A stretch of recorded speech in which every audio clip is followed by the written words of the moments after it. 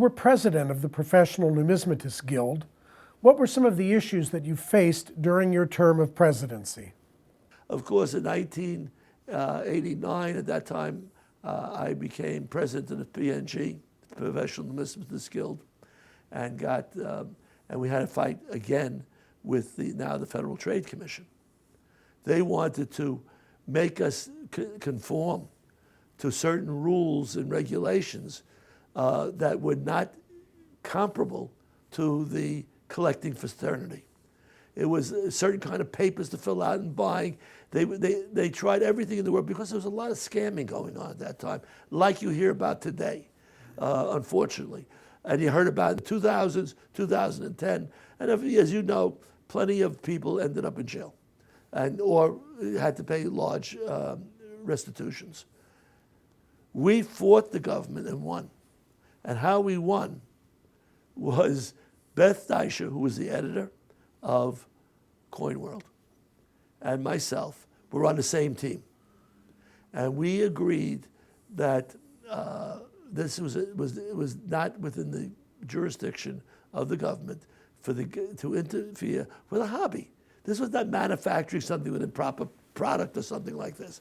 And the only thing that we did have the Treasury Department over us because the Secret Service didn't want to have counterfeits around. But we didn't need the Federal Trade Commission to tell you how to deal or how to represent your coin. There was enough organization like the PNG, which is the Professional Numismatists Guild, who set down bylaws that you can't do these things. And if you do, they would throw you out and make it known that you were thrown out.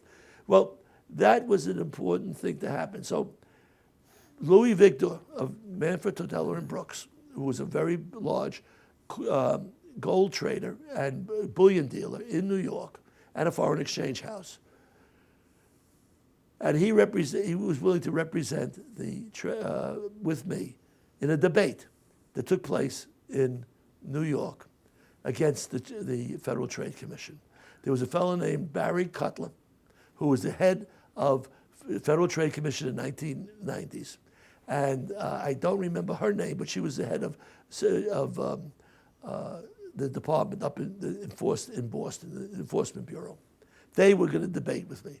Well, we went back and forth in the debate, and everybody was debating, and we was arguing numismatics. They were debating commerce. Well, the two mix, but they don't mix in a story. So what happened was I had arranged with Margot, sorry, beg your pardon, because I was so close to Margot Russell at Coinweek, with Beth Deisher, to get for me all the ads that the U.S. Mint had put out selling their commemorative product.